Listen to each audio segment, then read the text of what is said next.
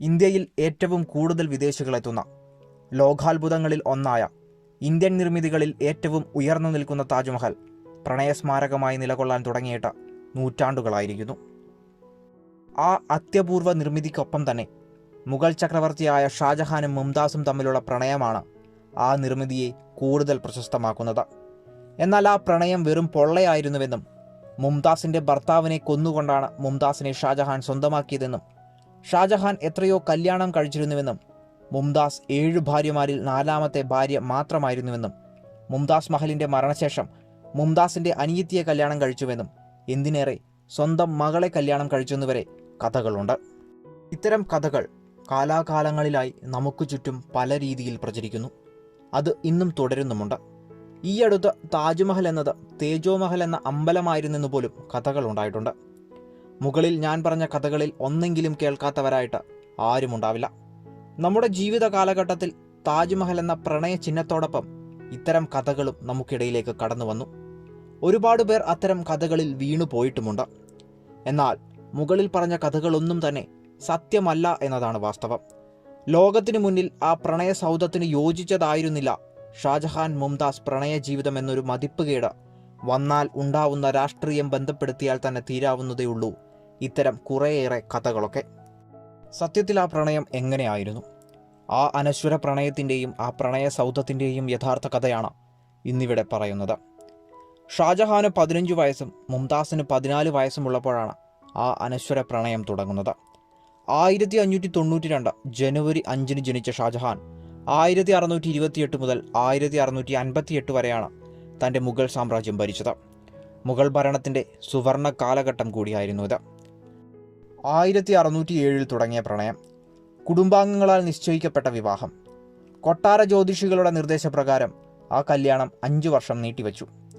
അങ്ങനെ 1612 ഒരു നല്ല ദിവസത്തിലാണ് ഷാജഹാനും മുംതാസും ഒന്നിക്കുന്നത്.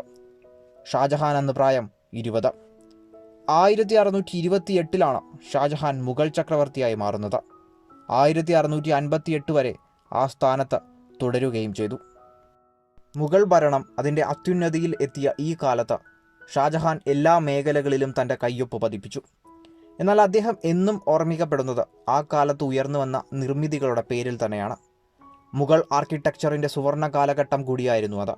അത് ഇന്ത്യയിൽ മാത്രമല്ല, ഇന്നത്തെ പാകിസ്ഥാനിലും ഷാജഹാൻ്റെ കാലത്തെ സുവർണ നിർമ്മിതികൾ നമുക്ക് കാണുവാൻ പറ്റും. 1631 മുംതാസ് മഹൽ മരണപ്പെടുന്നത്. വിവാഹത്തിനിപ്പുറം എല്ലാ യാത്രകളിലും തീരുമാനങ്ങളിലും എന്തിനേറെ യുദ്ധങ്ങളിൽ പോലും മുംതാസ് ഷാജഹാൻ്റെ കൂടെ ഉണ്ടായിരുന്നു. സത്യത്തിൽ കല്യാണത്തിനിപ്പുറം മുംതാസ് കൂടെയില്ലാത്ത ഒരു തീരുമാനവും ഷാജഹാന് ഉണ്ടായിരുന്നില്ല. സാധ്യമായ സമയങ്ങളിൽ അത്രയും ഷാജഹാൻ മുംതാസിനൊപ്പം ചെലവഴിച്ചു.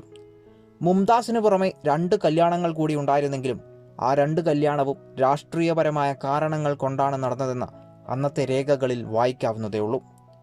ഷാജഹാൻ്റെ സദസ്സിലെ ഔദ്യോഗിക കോർട്ട് ക്രോണിക്കിളായിരുന്ന ഗസ്വിനിയിൽ ആ പ്രണയത്തെപ്പറ്റി ഇങ്ങനെ വിവരിക്കുന്നുണ്ട്. ഷാജഹാൻ്റെ മറ്റ് 2 പത്നിമാർക്കും ചക്രവർത്തിയുടെ പത്നിമാർ എന്നതിൽ കവിഞ്ഞ് ഒരു പ്രത്യേകതയുമില്ല. മുംതാസുമായുള്ള അടുപ്പവും അവരോടുള്ള ആഴമേറിയ പ്രണയവും ശ്രദ്ധയും അവർക്കായി ചെയ്യുന്ന കാര്യങ്ങളും മറ്റെല്ലാതിനേക്കാളും 1000 മടങ്ങ് പ്രാധാന്യത്തോടെയാണ് ചക്രവർത്തി കാണുന്നത്. ഷാജഹാന് 16 മക്കളായിരുന്നു. അതിൽ 14 പേരും മുംതാസിൻ്റേതായിരുന്നു. വിവാഹശേഷം മുംതാസ് മഹൽ ഷാജഹാൻ്റെ കൂടെ ഇല്ലാതിരുന്ന സമയം വളരെ ചുരുക്കമായിരുന്നു. കോൺട്രാസെപ്റ്റീവ് മാർഗങ്ങൾ കണ്ടുപിടിച്ചിട്ടില്ലാത്ത ആ കാലത്ത് തുടരെയുള്ള അവരുടെ ഗർഭധാരണത്തിന് മറ്റു കാരണങ്ങൾ അന്വേഷിക്കേണ്ടതില്ല. 1631 ഇന്നത്തെ മധ്യപ്രദേശിലെ ബുർഹാൻപൂരിൽ വെച്ച് നടന്ന ഒരു സൈനിക നടപടിക്ക് ഷാജഹാൻ എത്തിയപ്പോഴും ഗർഭിണിയായ മുംതാസ് കൂടെയുണ്ടായിരുന്നു. അവിടെ വെച്ചാണ് ഷാജഹാൻ്റെ എല്ലാമെല്ലാമായ മുംതാസിൻ്റെ മരണം സംഭവിക്കുന്നത്. സത്യത്തിൽ മുംതാസ് മഹലിനെ ആദ്യം അടക്കം ചെയ്തത് ബുർഹാൻപൂരിൽ തന്നെയായിരുന്നു. മരണത്തിനിപ്പുറം ഷാജഹാൻ 1 വർഷത്തോളം ഒറ്റപ്പെട്ട് ജീവിച്ചെന്നാണ് കണക്ക്. ആ പ്രണയനഷ്ടത്തിന് ഒരു പരിഹാരം ഉണ്ടായിരുന്നില്ല എന്നതാണ് സത്യം. കോർട്ട് ക്രോണിക്കിളിൽ ഇങ്ങനെ രേഖപ്പെടുത്തിയിരിക്കുന്നു: 1 വർഷത്തിനിപ്പുറം ചക്രവർത്തി വീണ്ടും പ്രത്യക്ഷനായപ്പോൾ ചക്രവർത്തിയുടെ തലമുടികൾ വെളുത്തിരുന്നു, നട്ടെല്ല് വളഞ്ഞ് വിളറിയ മുഖവുമായിരുന്നു. ചക്രവർത്തിയുടെ പ്രിയപുത്രിയായിരുന്ന ജഹനാര ബീഗമാണ് ഷാജഹാനെ ആ സങ്കടക്കടലിൽ നിന്നും തിരിച്ചു വരാൻ പ്രാപ്തനാക്കിയത്. 1632 ഷാജഹാൻ താജ്മഹൽ പണിയാൻ നിർദ്ദേശിച്ചു. പ്രണയിനിക്കായി ലോകത്തിലെ ഏറ്റവും മനോഹരമായ കെട്ടിടം പണിയണമെന്ന വാശിക്ക് പിന്നിൽ കടുത്ത പ്രണയം തന്നെയായിരുന്നു. താജ്മഹലിൻ്റെ നിർമ്മാണത്തിനപ്പുറം അതിൻ്റെ ആർക്കിടെക്റ്റായിരുന്ന ഉസ്താദ് അഹമ്മദ് ലഹോറിയുടെ കൈ വെട്ടിക്കളഞ്ഞു എന്നൊരു കഥ കൂടി നിങ്ങൾ കേട്ടുകാണും. എന്നാൽ ഈ കഥയും ഔദ്യോഗികമായ ഒരു രേഖയിലും പറയുന്നില്ല എന്നതാണ് സത്യം. താജ്മഹലുമായി ബന്ധപ്പെട്ടുള്ള കഥകൾ എണ്ണിയാൽ ഒടുങ്ങാത്തതാണല്ലോ. താജ്മഹലിനെ പറ്റി ഇംഗ്ലീഷ് കവി സർ എഡ്വിൻ ആർണോൾഡ് ഇങ്ങനെ എഴുതി: വാസ്തുനിർമ്മിതിയായ വെറുമൊരു കെട്ടിടം മാത്രമല്ല ഇത്. ചക്രവർത്തിയുടെ അത്യപൂർവമായ സ്നേഹം കൊത്തിവച്ച ജീവിക്കുന്ന വെണ്ണക്കല്ലുകളാണ്. വെണ്ണക്കല്ലുകളോടെന്ന പോലെ മുഗൾകാല നിർമ്മിതികളിലെ പ്രധാനപ്പെട്ട സവിശേഷതയായിരുന്നു സിമട്രി എന്നത്. ഷാജഹാൻ സിമട്രി കൊണ്ടുവരാൻ പ്രത്യേകം ശ്രദ്ധിച്ചിരുന്നു. ഏത് ദിശയിൽ നിന്ന് നോക്കിയാലും താജ്മഹലിൻ്റെ ഘടന ഒരുപോലെയാണെന്നതാണ് അതിലൊന്ന്. താജ്മഹലിനുള്ളിലെ കൊത്തുപണികളിലും മിനാരങ്ങളിലും പ്രവേശന കവാടങ്ങളിലും പൂന്തോട്ടത്തിലോ ഇങ്ങനെ എല്ലായിടത്തും നമുക്ക് ആ സിമട്രി കാണുവാനും കഴിയും. താജ്മഹൽ സന്ദർശിക്കുന്നവർ പറയുന്ന ഒപ്റ്റിക്കൽ ഇല്യൂഷനൊക്കെ ഈ സിമട്രിയുടെ ഭാഗമായി തോന്നുന്ന കാര്യങ്ങളാണ്. അതുപോലെ താജ്മഹലിൻ്റെ മൂലകളിൽ സ്ഥിതി ചെയ്യുന്ന കൂറ്റൻ മിനാരങ്ങൾ നോക്കുക. എന്തെങ്കിലും കാരണവശാൽ അത് തകരുകയാണെങ്കിൽ കൂടെ അത് മുംതാസിൻ്റെ ശവകുടീരത്തിനുമേൽ വീഴാതെ പുറത്തേക്ക് വീഴാനായി ഒരൽപ്പം പുറത്തേക്ക് ചരിച്ചുകൊണ്ടാണ് നിർമ്മിച്ചിരിക്കുന്നത്.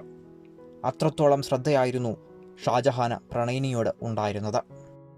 തൻ്റെ പ്രിയ പത്നി ഉറങ്ങിക്കിടന്നിരുന്ന താജ്മഹലിന് തൊട്ടടുത്തു തന്നെ ഷാജഹാൻ മെഹ്താബ് ബാഗ് എന്ന പൂന്തോട്ടം നിർമ്മിച്ചു. മെഹ്താബ് ബാഗ് എന്നാൽ നിലാവിൻ്റെ ഉദ്യാനം എന്നാണ് അർത്ഥം. മറ്റൊരാൾക്കും പ്രവേശനമില്ലാതിരുന്ന ഈ പൂന്തോട്ടത്തിലേക്ക് ഷാജഹാൻ രാത്രികളിൽ എത്തിച്ചേർന്നു. മുംതാസിൻ്റെ സമീപത്ത് അദ്ദേഹം രാത്രികൾ കഴിച്ചുകൂട്ടി. എന്നാൽ 1658 ഷാജഹാൻ രോഗബാധിതനാവുകയും ഔറംഗസേബ് രാജഭരണം ഏറ്റെടുക്കുകയും ചെയ്തു.